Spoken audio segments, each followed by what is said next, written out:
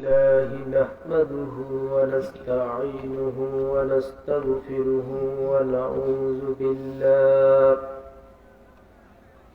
ونعوذ بالله من شرور أنفسنا ومن سيئات أعمالنا من يهده الله فلا مضل له ومن يضلله فلا هادي له ونشهد أن لا إله إلا الله وحده لا شريك له ونشهد أن سيدنا وسندنا وحبيبنا وحبيب طبيبنا وطبيب مولانا محمدا عبده ورسوله الذي أرسله بالحق بشيرا ونذيرا وداعيا إلى الله بإذنه وسراجا منيرا فقد قال الله تعالى في كلامه المجيد والفرقانه الحميد আমরা যারা পারি জবান ছেড়ে আমার সাথে মহব্বতের সাথে ঠোঁট মিলিয়ে পড়ি আউযু বিল্লাহি মিনাশ শাইতানির রাজীম বিসমিল্লাহির রাহমানির رحيم إن الله وملائكته يصلون على النبي يا أيها الذين آمنوا صلوا عليه وسلموا تسليما اللهم صل على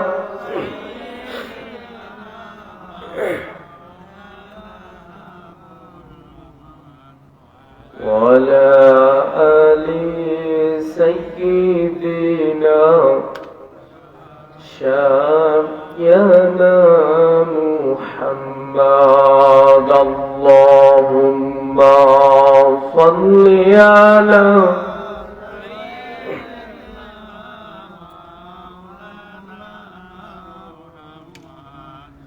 وعلى آل سيدنا شافعنا محمد হৃদয়ে মোহাম্মদ চেতনায় মোহাম্মদ প্রেরণায় মোহাম্মদ দরুদে মোহাম্মদ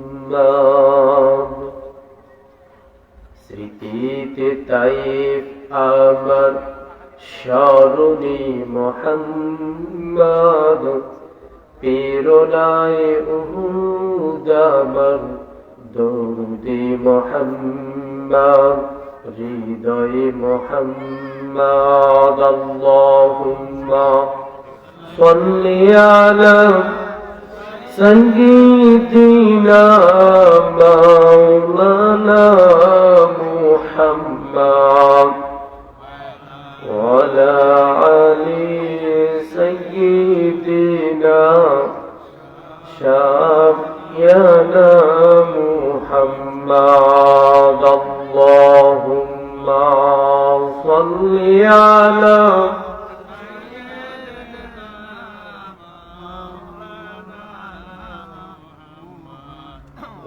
وعلى آل سيدنا شافينا محمد بلغ العلا بكماله كشف الدجى بجماله حسنت جميع خصاله صلوا عليه وآله کہ تیری معراج تھی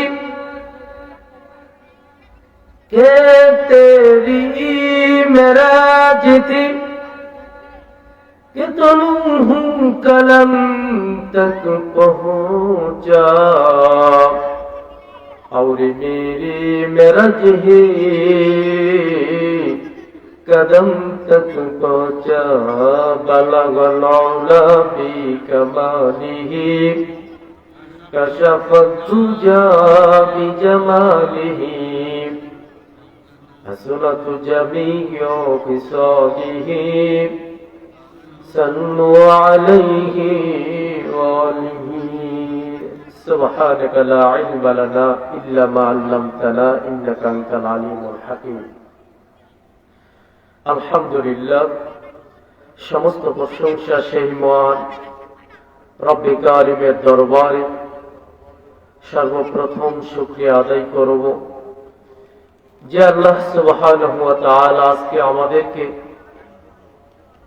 মনোহরপুর নয়াপাড়া জামে মসজিদের উন্নয়ন কল্পে আজকের এই মাহফিল কথা বলেন ঠিক কিনা কোরআনে কারীমের আজকের মাহফিল কথা বলেন ঠিক কিনা নবীজি সাল্লাল্লাহু আলাইহি ওয়াসাল্লামের হাদিস থেকে যেটা জানতে পেরেছি আমরা যেই জায়গার মধ্যে কোরআনের আলোচনা হয় হাদিসের আলোচনা হয় নবীজি সাল্লাল্লাহু আলাইহি ওয়াসাল্লাম বলেছেন সেই জায়গাটা জান্নাতের বাগান হয়ে যায় যেরকম সুবহানাল্লাহ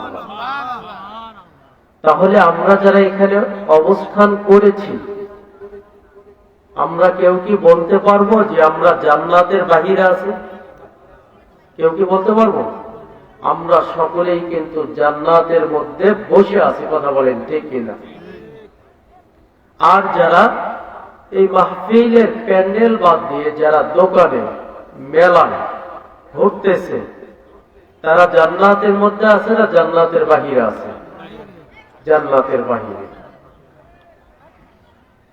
সম্মানিত সৌধী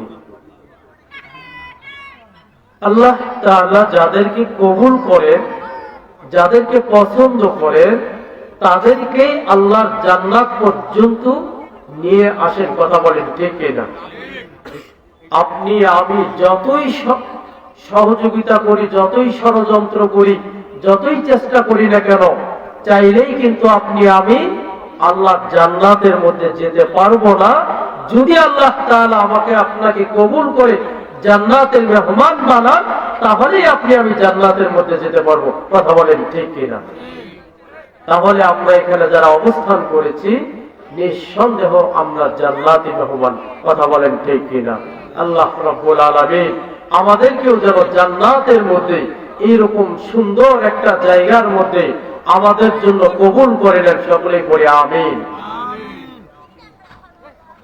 আমার ভাইয়েরা যেই জায়গার মধ্যে কোরআনের আলোচনা করা হয় হাদিসের আলোচনা করা হয় দ্বীনের আলোচনা করা হয় নবীজি সাল্লাল্লাহু আলাইহি ওয়াসাল্লাম বলেন যে ব্যক্তি প্রাতঃবেলা দিনের বেলা কোরআনে কারীমের দর্শনার জন্য ব্যাখ্যা শোনার জন্য যেই ব্যক্তিটা দিনের বেলা ঘর ছাড়লো আল্লাহর নবী বলেন ওই ব্যক্তি যদি 500 রাকাত নফল ইবাদত করে যেই সমপরিমাণ সওয়াব ওই সমপরিমাণ সওয়াব আল্লাহ বান্দার আমলনামায় দিয়ে দেন যেরকম সুবহানাল্লাহ আর যদি রাতের বেলা বের হয় সওয়াবটা তার জন্য আর দ্বিগুণ হারে বাড়তে শুরু করে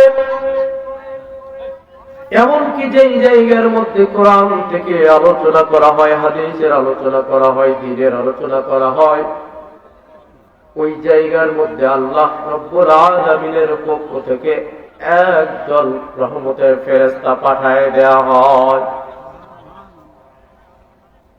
আমার ভাইরা, এই যে আমরা এতগুলো মানুষ এখানে অবস্থান করেছি, আমরা কি কেউ কি একজন ব্যক্তি, একজন ফেরেশতাকে দেখতে পেরেছি এখানে? কিন্তু আল্লাহ তাআলা এখানে অসংখ্য ফেরেশতা পাঠিয়ে দিয়েছে। এই যে মাহফিল চলছে, খুব জোর হলে রাত 12টা পর্যন্ত আজকে এখানে কোরআনে কারীমের আলোচনা হবে, কথা বলেন ঠিক কিনা? মাহফিল যখন শেষ হয়ে যাবে, সমস্ত মানুষগুলো যখন নিজ নিজ বাসভবনের দিকে ফিরে যাবে, এইবার আপনারা বলুন, আল্লাহর রহমতের ফেরেশতারা এখানে থাকবে না, আল্লাহর দরবারে ফিরে যাবে। সমস্ত ফেরেশতারা গুলো যখন মাহফিল শেষ করে যখন বাড়ির দিকে রওনা দেবে, আল্লাহর আরশে আজিমের দিকে, সমস্ত মানুষ যারা আমরা মাহফিল শেষ করে আখেরি মুনাজাতের পর যখন নিজ নিজ বাড়ির দিকে চলে যাব, আল্লাহ তাআলা রহমতের ফেরেশতাদেরকে ডাক দিয়ে বলবেন, ও ফেরেশতারা আমার, তোমরা কোথায় গিয়েছিলে? ফেরেশতারা বলবে, আল্লাহ গিয়েছিলাম আগ্রাদিগুনি ইউনিয়ন, মনোহরপুর নয়াপাড়া নামে একটা গ্রাম আছে, সেখানে একটা তোমার মসজিদের উন্নয়ন কল্পে কোরআনে কারীমের মাহফিল। আল্লাহ, তোমার কোরআনে কারীম থেকে একটা মাহফিল চলছিল, সেখানে গিয়েছিলাম। আল্লাহ তাআলা প্রশ্ন করবেন, ও ফেরেশতারা, তাহলে তোমরা ওখানে গিয়ে কি দেখলা? ফেরেশতারা জবাব দিয়ে বলবে, রব্বুল আলামিন, গিয়ে দেখলাম তোমার কিছু আদরের বান্দা বান্দীরা চুপটি করে তোমার কোরআন এবং হাদিস থেকে আলোচনা শুনতেছিল। এইবার আল্লাহ রব্বুল আলামিন ফেরেশতাগুলোকে ডাক দিয়ে বলবেন, ও ফেরেশতারা আমার, এইবার তাহলে তোমরা বলো আমার বান্দাগুলোকে আমি কি করব? ফেরেশতাগুলো ডাক দিয়ে বলবে, আল্লাহ, তোমার বান্দাগুলোর জীবনের সমস্ত গুনাহ খাতাগুলো আপনি মাফ করে দেন। সুবহানাল্লাহ বলে। আল্লাহ তাআলা বলতেছেন, মাফ করে দিব। ফেরেশতারা বলতেছেন, জি আল্লাহ, তাদেরকে আপনি মাফ করে দেন, ক্ষমা করে দেন। এবার আল্লাহ রাব্বুল আলামিন ফেরেশতাদেরকে ডাক দিয়ে বলবেন, ও ফেরেশতারা, একটু বুঝে সুঝে বলো, আমার বান্দাগুলোকে মাফ করব কি করব না? ফেরেশতাগুলো সেই দিন আল্লাহ তাআলাকে এক বাক্যে বলে দিবে, আল্লাহ, তোমার বান্দাগুলো মাফ পাওয়ার যোগ্য, ক্ষমা পাওয়ার যোগ্য, আপনি তাদেরকে মাফ করে দেন, ক্ষমা করে দেন। এবার আল্লাহ রাব্বুল আলামিন ডাক দিয়ে বলবেন, ও ফেরেশতারা, যখন আমি মানুষ সৃষ্টি করব, মানুষ সৃষ্টি করার সময় যখন তোমাদেরকে বলেছিলাম, ফেরেশতারা, আমি এই দুনিয়াতে মাটির আদম সৃষ্টি করব, খলিফা বানাইব, সেই দিন না তোরাই বলেছিলিস মানুষ সৃষ্টি করার দরকার নাই, তারা জমিনে গিয়ে মারামারি করবে, হিংসা ফাসাদের মধ্যে লিপ্ত হয়ে যাবে, কারণ আমরাই তো আছি আপনার গোলামি করার জন্য। আজকে তোরাই নাকি বলছিস তাদেরকে মাফ করে দেন। সমস্ত ফেরেশতাগুলো মাথা নিচু করে দিবে। কিছুক্ষণ পর মাথাটা উঁচু করে বলবে, রব্বুল আলামিন, আমরা বুঝতে পারি নাই, আল্লাহ তাআলা ক্ষমা পাওয়ার যোগ্য, আপনি তাদেরকে মাফ করে দেন, ক্ষমা করে দেন। এইবার আল্লাহ তাআলা ডাক দিয়ে বলবেন, ও ফেরেশতারা, আমার বান্দাগুলোকে আমি মাফ করব না, করব না, করব না। ও ফেরেশতারা, আমার বান্দাগুলোকে যদি শুধু শুধু মাফ করে দেই, আমার বান্দার মর্যাদাটা খুব ছোট হয়ে যাবে। ও ফেরেশতারা, তোমরা সাক্ষী থাকো, আমি আমার বান্দার নামগুলো আমি আল্লাহ বন্ধুর খাতায় লিখে দিলাম, যেরকম সুবহানাল্লাহ। তাহলে আমরা আল্লাহ তাআলার বন্ধু হয়ে গেলাম, কথা বলেন ঠিক কিনা? আল্লাহ যদি আমাদের বন্ধু হয়ে যায়, তাহলে আমাদের আর কোনো ভয়ের টেনশন আছে?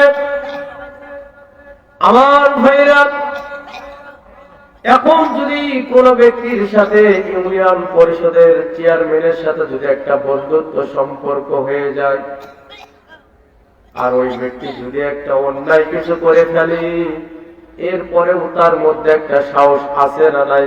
কারণ আমার পিছনে আমার বন্ধু চেয়ারম্যান সাহেব আছে, কথা বলেন ঠিক কিনা? কিন্তু আল্লাহ যদি আপনার আমার বন্ধু হয়ে যায়, আমরা যদি আল্লাহ তাআলার বন্ধু হয়ে যায়, আমাদের আর কোন টেনশনের কারণ আছে নাকি? যেই দিন কিয়ামতের ময়দানটা আল্লাহ তাআলা অনুষ্ঠিত করবে, যেই দিন আল্লাহ তাআলা কিয়ামতটা অনুষ্ঠিত করবে, মিকদারুহু 50,000 সানা, 50,000 বছর আল্লাহ রাব্বুল আলামিন কিয়ামতের দিনটা লম্বা করে দিবে। 50,000 বছর আল্লাহ তাআলা এই কিয়ামতের দিনটা লম্বা করে দিবে। এই যে আপনি আমি যেই দিনে অবস্থান করেছি, সকাল থেকে সন্ধ্যা 12টা ঘন্টা, আবার সন্ধ্যা থেকে সকাল 12টা ঘন্টা, 24 ঘন্টা, এরকম কিন্তু না। আখিরাতের হবে 1টা সেকেন্ড, আর দুনিয়ার হবে 80 সেকেন্ড। আখিরাতের হবে 1 মিনিট, দুনিয়ার হবে 80 মিনিট। আখিরাতের হবে 1 ঘন্টা, দুনিয়ার হবে 80 ঘন্টা। মিকদারুহু 50,000 সানা। কিয়ামতের ময়দানটা আল্লাহ তাআলা 50,000 বছর লম্বা করে দিবেন। এত বড় একটা লং টাইম। প্রথম 1 বছর থাকবে ধুধু অন্ধকার, চোখে চোখে আপনি আমি কিছুই দেখতে পাবো না। আমার ভাইরা, এরপরে আল্লাহ রব্বুল আলামিন যেই দিন কিয়ামতের ময়দানটা কায়েম করবেন, যেই দিন বান্দাদের হিসাব আমলনামাগুলো ওজন করা হবে, আল্লাহ তাআলা যেই দিন সিংহাসনের মধ্যে বসে যাবেন বান্দাদের বিচার করার জন্য, বান্দার বিচার নেবার জন্য যখন আল্লাহ তাআলা সিংহাসনের মধ্যে বসে যাবে, সেই দিন আল্লাহ রব্বুল আলামিন সূর্যকে সেই দিন অর্ডার করবেন। আল্লাহর কথা অনুযায়ী সূর্যটা মাথার আধা হাত অথবা 1 হাত অথবা 1 মাইল, হাদিসের মধ্যে 3টি বর্ণনা এসেছে। 3টা স্তরের মধ্যে কিন্তু সূর্যটা অবস্থান করবে। এখন তো সূর্য থেকে আলো জমিনের মধ্যে আসতে 8 মিনিট 18 সেকেন্ড সময় লাগে। একটা সূর্য তাপ দেয়, এরপরেও আপনি আমি কিন্তু চৈত্র মাসের তাপমাত্রা নিতে পারি না, কথা বলেন ঠিক কিনা? সেই দিন কিন্তু একটা সূর্য তাপ দিবে না ভাইরা আমার। এই সূর্যটার মুখ সেই দিন 12টা বানায় দিবে। এত নিকটতম অবস্থায় যখন সূর্যটা এসে মিকদারুহু 50,000 সানা, 50,000 বছর লম্বা এই দিনটা তাপ দিবে। কিয়ামতের ময়দানটা পুরোটাই পুরো তামা হয়ে যাবে। আমরা যেখানে পা দিচ্ছি এই জমিনটা সেই দিন মাটির থাকবে না, তামা হয়ে যাবে। যেখানে পা দেবেন পাতার মধ্যে ফসকা পড়ে যাবে। নাক দিয়ে কান্দে তাপের যন্ত্রণায় মাথার মগজগুলো উতলাইতে থাকবে, আর কান্দে গলে গলে পড়তে থাকবে, নাক দিয়ে পড়তে থাকবে, মুখ দিয়ে পড়তে থাকবে। সেই দিন সমস্ত মানুষগুলো চিৎকার মেরে ফেলবে, আল্লাহ জীবনে যাই কিছু হোক না কেন, যদি জাহান্নাম কপালে থেকে জাহান্নামের মধ্যে দিয়ে দেন, নয়তোবা জান্নাত যদি ফয়সালা হয়ে যায় জান্নাতের মধ্যে দিয়ে দেন। এত বড় লম্বা দিনটাতে যেই দিন আল্লাহ তাআলা বসে যাবেন বান্দাদের আমলনামায় হিসাব নেবার জন্য, এক বান্দার নেকি ওজন করে দেখে গেল, নেকির পাল্লাটা বেশি ভারী হয়ে গেলেন, গুনাহের পাল্লাটা পাথর হয়ে গেলেন। এবার আপনারা বলুন, নেকির পাল্লা যদি ভারী হয়ে যায় আর গুনাহের পাল্লা যদি পাথর হয়ে যায়, এই বান্দাটা কোথায় যাবে? আল্লাহর জান্নাতে, কথা বলেন ঠিক কিনা? কিছুক্ষণ পর আরেক বান্দার আমলনামা ওজন করা হলো, দেখা গেল এই বান্দার নেকির পাল্লাটা পাতল হয়ে গেলেন, কিন্তু গুনাহের পাল্লাটা ভারী হয়ে গেলেন।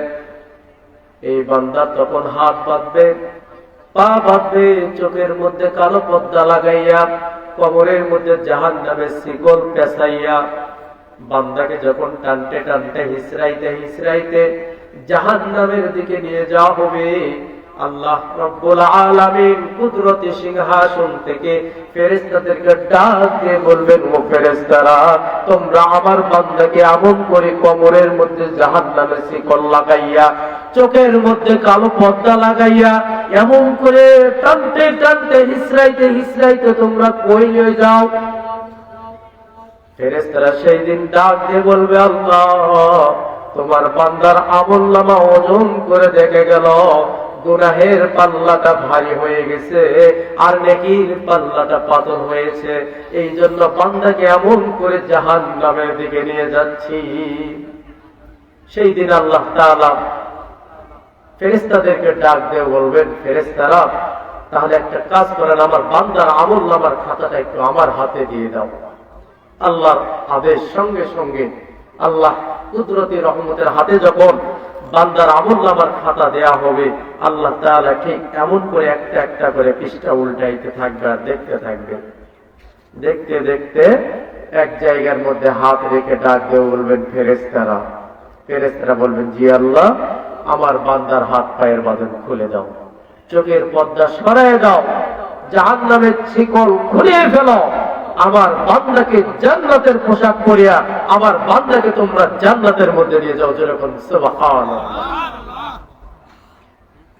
আল্লাহর আদেশ সঙ্গে সঙ্গে ফেরেশতারা হাত পায়ে বাঁধন খুলে ফেললেন, চোখের পর্দা সরালেন, জান্নাতের পোশাক পরিয়ে যখন বান্দাকে বলবেন, চলো জান্নাতের দিকে চলে যায়, ফেরেশতারা এইবার বান্দা বলবেন, ফেরেশতারা, আমি জান্নাতে যেতে চাই না।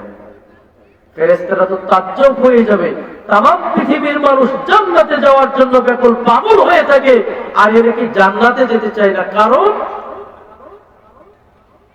ফেরেশতাদেরকে এইবার বান্দা ডাক দিয়ে বলবেন, ফেরেশতারা, আমি জান্নাতে যাব, যাওয়ার আগে আমি রবের সঙ্গে কথা বলবো। যেরকম সুবহানাল্লাহ। এইবার আমরা যারা এখানে অবস্থান করেছি, আমরাও আমাদের আল্লাহ তাআলার সঙ্গে জান্নাতে যাওয়ার আগে কথা বলতে চাই কি চাই না? তখন বান্দাকে নিয়ে ফেরেশতারা আল্লাহ তাআলার সিংহাসনের সামনে গিয়ে দাঁড়াবে। আল্লাহ রাব্বুল আলামিন এইবার ফেরেশতাদেরকে ডাক দিয়ে বলবেন, ও ফেরেশতারা, তোমরা কি কিছু বলবা? ফেরেশতারা ডাক দিয়ে বলবে, রব্বুল আলামিন, তোমার বান্দা তুমি রবের সঙ্গে কথা না বললে জান্নাতে যেতে চাই না। আল্লাহ সেই দিন ডাক দিয়ে বলবা, আসো বান্দা, আসো, আমি আজকে তোমার সঙ্গে কথা বলবো, বলো কি বলবা তুমি। এইবার বান্দা করজোড় বিনতি সহকারে কান্না বিজড়িত কণ্ঠে নরম সুরে আল্লাহ তাআলাকে ডাক দিয়ে বলবেন, আল্লাহ, একটু আগে তোমার ফেরেশতাগুলো আমার হাত বেঁধেছিল, পা বেঁধেছিল, চোখের মধ্যে কালো পর্দা লাগাইয়া জান্নাতের শিকলের মধ্যে পেঁচাইয়া টানতে টানতে জাহান্নামের দিকে নিয়ে যাচ্ছিল। মাবুদ, এত বড় কঠিন মুসিবতের দিন আমার কোন এমন নেকি আমল আপনি রবের কাছে ভালো লেগে গেল, যার কারণে আপনি রব, আপনি আমাকে জান্নাতে বলে ঘোষণা করে দিলাম। এইবার আল্লাহ রব্বুল আলামিন বান্দাকে ডাক দিয়ে বলবেন, বান্দা, আমি আল্লাহ যখন তোমার আমলনামার খাতাটা নিয়ে যখন আমার কুদরতি হাতের মধ্যে নিয়ে যখন একটা পৃষ্ঠা উল্টাইতে উল্টাইতে দেখলাম আমার একটা কোরআনে কারিমের মাহফিল চলছিল, সে আগ্রাদিগণ ইউনিয়ন মনোহরপুর নয়াপাড়া জামে মসজিদের উদ্যোগে আমার কোরআনে কারিমের মাহফিল। বান্দা, সেখানে আমি লক্ষ্য করে দেখলাম, যখন আমার কোরআন এবং হাদিস থেকে আলোচনাগুলো চলতেছিল, ওই ময়দানের মধ্যে তুমি এমন করে চুপটি করে বসেছিলা। আমি তাকায় দেখলাম আমার কোরআনে কারিম, কোরআন শোনার সঙ্গে তোমার যে একটা দিল, মনের টান, অনেক মায়াবী। আমি দেখে রবকে মায়া লাগে গেল, যার বিনিময়ে আমি আল্লাহকে ভালো লেগে গেছে। এর বিনিময়ে আমি আল্লাহ তোমার জীবনের সমস্ত গুনাহ মাফ করে আমি তোমাকে জান্নাতি বলে ঘোষণা করে দিলাম। তাহলে এইবার আপনাদের কাছে আবার প্রশ্ন রয়ে গেল, এই যে মাহফিলের মধ্যে আমরা আসলাম, আসার পর আমরা খুশি না বেজার? একজন তো বড়ই বেজার, যার নাম হচ্ছে মিস্টার ইবলিস, শয়তান। কথা বলেন ঠিক কিনা? সব সময় মানুষের পিছনে লেগেই থাকে, সব সময় মানুষকে কুবুদ্ধি দিয়ে দিয়ে কেমন করে মানুষকে খারাপ বানা যায়, শয়তানের চিন্তাধারা এটা। আল্লাহ রব্বুল আলামিন মানুষদের মধ্যে এমন একটা জ্ঞান দিয়েছে, বান্দা যখন আবার বুঝতে পারবে, তওবা করে যখন খালেস নিয়তে ফিরে আসবে, আল্লাহ রব্বুল আলামিন জিন্দেগীর সমস্ত গুনাহ খাতাগুলো মাফ করে দিয়ে একজন বান্দার জন্ম লাভ করলে যেরকম নিষ্পাপ হয়ে যায়, ওই রকম নিষ্পাপ বানায় দেন। যেরকম সুবহানাল্লাহ। এই জন্য আমাদেরকে বেশি বেশি করে কোরআন হাদিসের আলোচনা শোনার দরকার আছে না নাই? আজকে আমরা কোরআন শুনতে ভালোবাসি না, আজকে আমাদেরকে কোরআন ভালো লাগে না, আজকে আমাদের দিনের পথে চলতে ভালো লাগে না, নামাজ ভালো লাগে না, হজ যাদের উপর খরচ হজ করতে ভালো লাগে না, ইসলামে যত নিয়ম নীতি আছে এগুলো আমাদেরকে মানতে ইচ্ছা করে না। সমস্ত শয়তানের কালচার গুলো আমাদের অন্তরের মধ্যে আমরা ধারণ করে নিয়েছি। কথা বলেন ঠিক কিনা? আল্লাহ তাআলা বান্দাদেরকে এই জমিনের মধ্যে পাঠাইছে শুধু কি খামোখা? আল্লাহ রব্বুল আলামিন এই জমিনের মধ্যে তার বান্দাদেরকে পাঠাইছে এই কারণে শুধুমাত্র রবের গোলামি করার জন্য। কথা বলেন ঠিক কিনা? বান্দারা শুধু রবের গোলামি করবে, নচেত আর কারো গোলামি করতে পারবে না।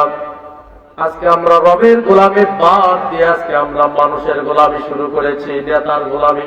কথা বলেন ঠিক কিনা? আমার ভাইরা, এই মুহূর্তে যদি এখানে কোরআনে কারীমের মাহফিলের আয়োজন না করে যদি কোন একটা দলের নেত্রী আসতেন কিংবা কোন দলের একটা প্রার্থী আসতে, এবার আপনারা বলুন তো এই জায়গার মধ্যে জনগণ বেশি হইতো না কম হইতো? অথচ আল্লাহ রব্বুল আলামিন, আল্লাহর নবী, বিশ্ব নবী বলেছেন যে এই জায়গার মধ্যে কোরআন এবং হাদিসের আলোচনা করা হয়, ওই জায়গাটা জান্নাতের বাগান হয়ে যায়। জান্নাতের বাগান আমাদের ভালো লাগে না, কিন্তু শয়তানের মঞ্চগুলো আমাদের ঠিকই ভালো লাগে। কথা বলেন ঠিক কিনা? আমার ভাইরা, আজকে যদি কোরআনের মাহফিল না দিয়ে যদি একটা গানের আয়োজন করা হতো, তাহলে এখানে আমরা এখানে যে সংখ্যা গরিষ্ঠ মানুষগুলো উপস্থিত রয়েছে, এই কয়েকজন মানুষ থাকতো না আরো বেশি হতো মানুষ। তাহলে আজকে আমরা কোরআন ভালোবাসি না, আজকে আমরা নামাজ ভালোবাসি না, আজকে মানুষগুলো আমরা শয়তানের আদর্শ আমাদের অন্তরের মধ্যে ধারণ করে ফেলেছি। কথা বলেন ঠিক কিনা?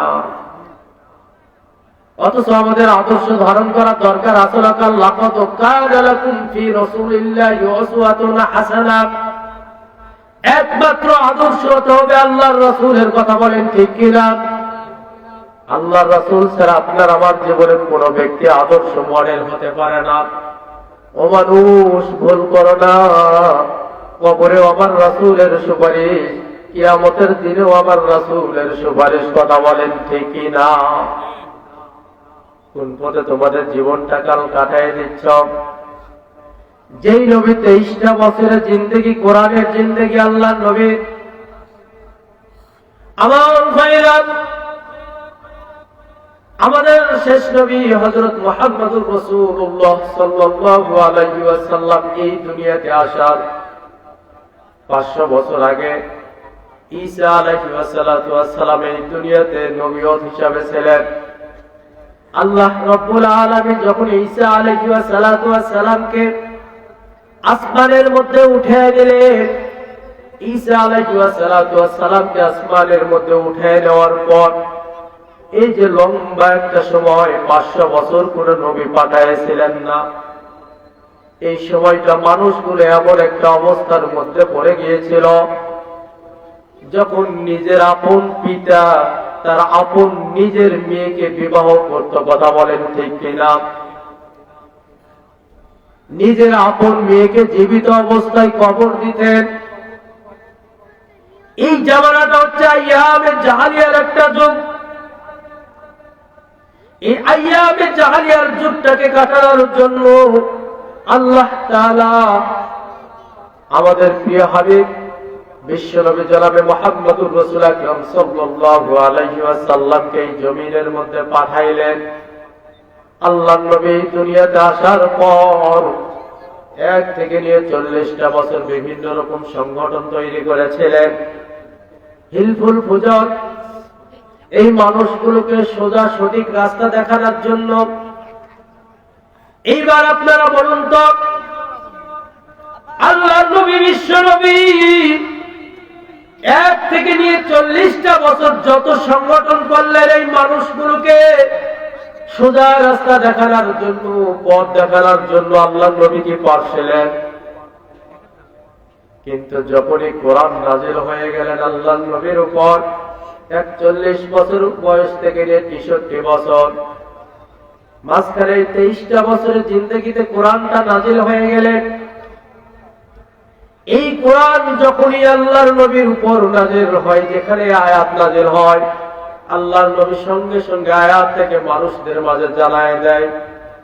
আল্লাহর নবীর উপর যখন কোরআন নাজিল হলো, সমস্ত কাফেরদেরকে গিয়ে বললেন, ও মক্কার কাফেররা, কান খুলে শুনে রাখো, এই দুনিয়ার সমস্ত তন্ত্র মন্ত্র বাদ দিয়ে, বাপ দাদা ধর্ম পূজা সব কিছু ছেড়ে দিয়ে তোমরা এক আল্লাহর উপর কালিমা পড়ো, এক আল্লাহর উপর ঈমান আনয়ন করো, রবের প্রতি বিশ্বাস স্থাপন করো। যদি তোমরা কালিমা পড়তে পারো, যদি তোমরা ঈমান আনতে পারো, তাহলে তোমরা তোমাদের মৃত্যুর পর তোমাদের জন্য হবে কল্যাণ। আর যদি তোমরা মৃত্যুর পর ঈমান না আনয়ন করতে পারো, কালিমা যদি না পড়তে পারো, তাহলে তোমাদের জন্য হয়ে যাবে অকল্যাণ। এই কথা শোনার সঙ্গে সঙ্গে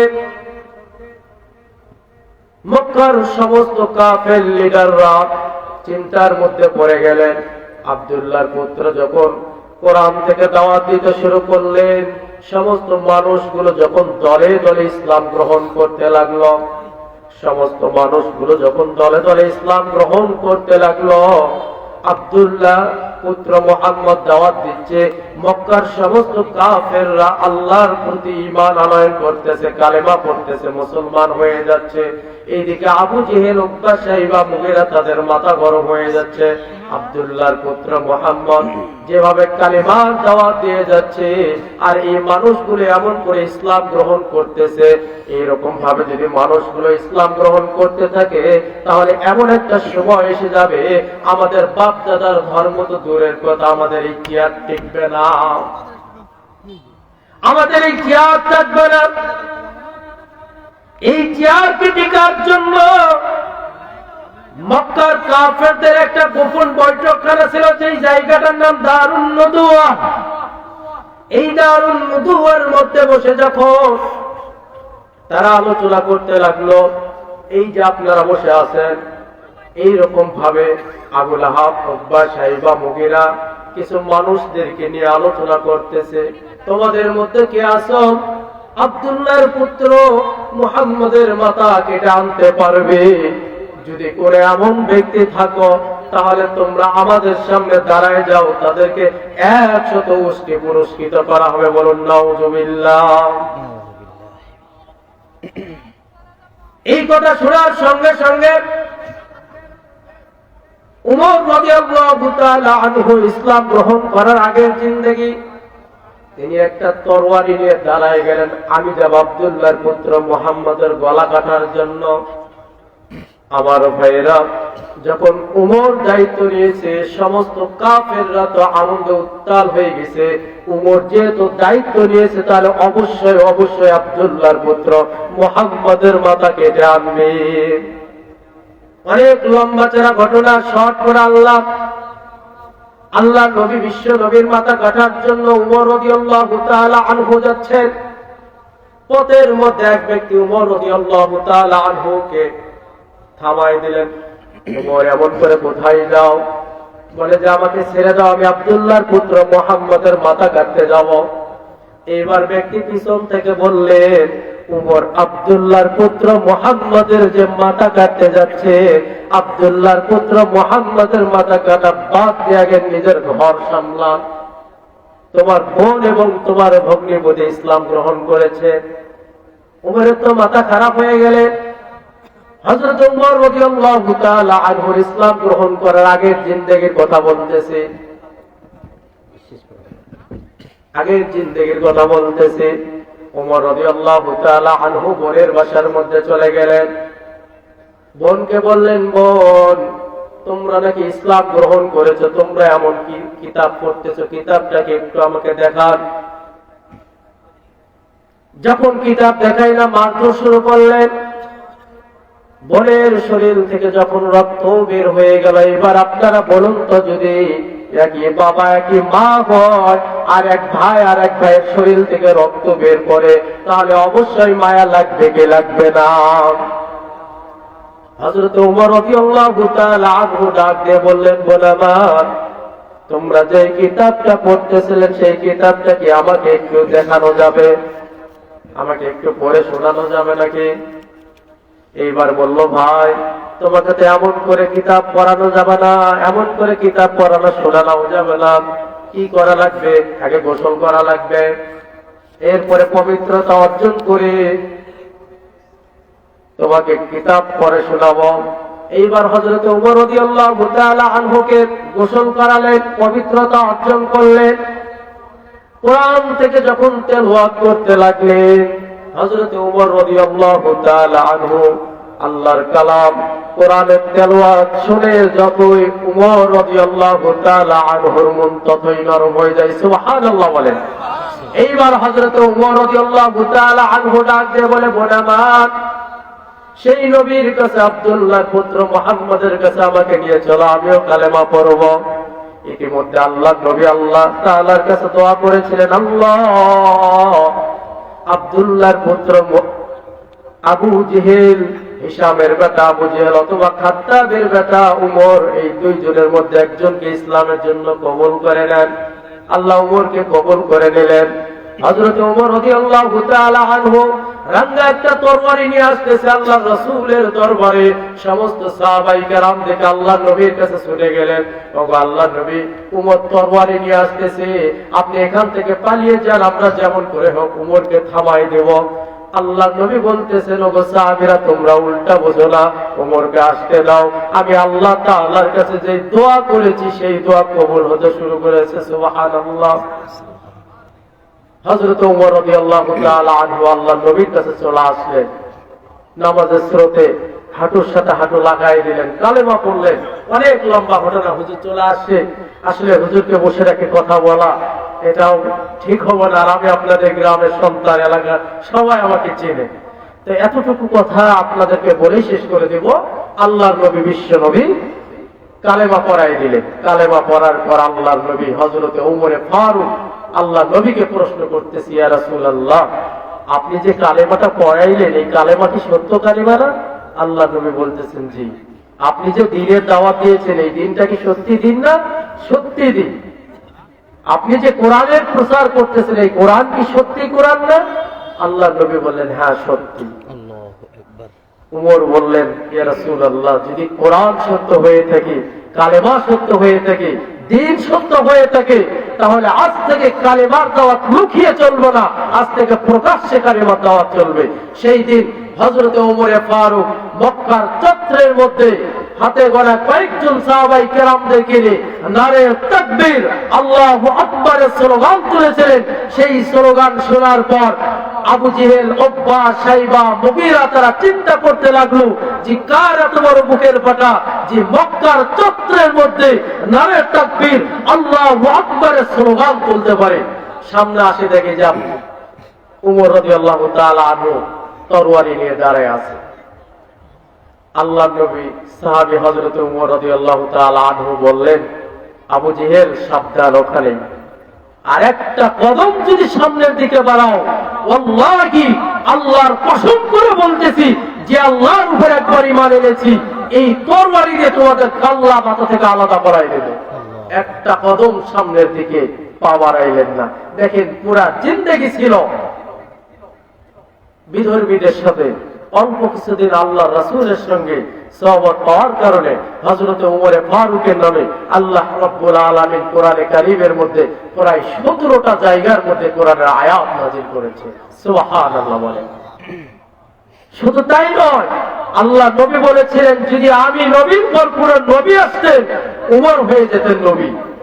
অথচ আপনি আমি আমরা মুসলমান। সম্মানিত সুধী, আমার বাবা ছিলেন মুসলমান, দাদা মুসলমান, চাচা মুসলমান, আমরাও মুসলমান, কিন্তু আমাদের নামাজ রোজা কিচ্ছু লাগে না। কিন্তু আমরা একটু হলে বলি ইমানটা ঠিক আছে। কথা বলেন ঠিক কিনা? আরে বেটা, যারা নামাজ পড়ে না তার ইমান কি করে ঠিক হয়? মুমিনদের প্রথম নাম্বার গুণ, মুমিন যারা হবে তারা সব সময়ের জন্য নামাজ অ্যাক্টিভ হবে। সম্মানিত সুধী, আমি যতটুকু আপনাদের মাঝে কথা বললাম, আপনাদের সন্তান হিসাবে, ভাই হিসাবে, নাতি হিসাবে সকলের কাছে দোয়া চাই, আপনাদের জন্য দোয়া করি। সব কিছুর শেষে আমরা নামাজ পড়বো, নামাজ ছেড়ে দিব না। ঘুষ খাবেন, নামাজ পড়বেন, সুদ খাবেন, নামাজ পড়বেন, জেনা করবেন, নামাজ পড়বেন, নামাজ ছেড়ে দিবেন না। একদিন নামাজ আপনাকে ওই পথ থেকে ফিরিয়ে আনবে। আল্লাহ রাব্বুল আলামিন আমি সহ আপনাদের সকলকেই দিনের জন্য কবুল করুক। সকলেই পড়ি আমিন। ওয়া আখির দাওয়ানা আলহামদুলিল্লাহি রাব্বিল আলামিন। আসসালামু আলাইকুম ওয়া রাহমাতুল্লাহি ওয়া বারাকাতুহু। আসসালামু আলাইকুম। ভালো আছেন? ভালো আছেন ভাই? জি আলহামদুলিল্লাহ। ঠান্ডা হয়ে গেছে ভাই। সাপা সাপা আপনার বাসা